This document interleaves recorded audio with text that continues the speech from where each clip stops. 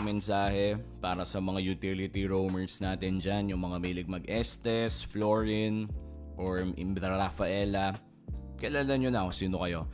Kahit ba sabihin natin na utility hero ang gamit nyo, please lang tulungan nyo agad yung jungler nyo. Dalawa yung kailangan nyo gawin, no? Una-una tulungan nyo mag-clear yung mid laner nyo at mag-vision kayo bago magsimula yung wave na yun. The moment that you hit your level 2 quite early dahil sa roam changes natin, puntahan mo agad yung jungler mo. Dahil most likely ay hindi mo kaya mag-invade mag-isa kasi utility type ka. Pangalawa, most likely, ang kalaban mo ay yung nanggugulo ng jungle mo. At kung hahayaan mo yan o dederecho ka sa gold lane, dederecho ka sa XP lane, ay ibig sabihin yan ay mabubuli yung jungler nyo. And worst case scenario, no, mapatay pa sila. Tandaan nyo, you're up against a Khalid, you're up against a Hilda. People who have abilities na kayang patayin yung jungler nyo ng napakaaga. Your jungler needs your support. Kailangan talaga na alagaan nyo sila bago kayo mag-alaga ng iba. Napaka-importante na mag-level 4 nang hindi namamatay yung jungler mo before you hit that first turtle fight.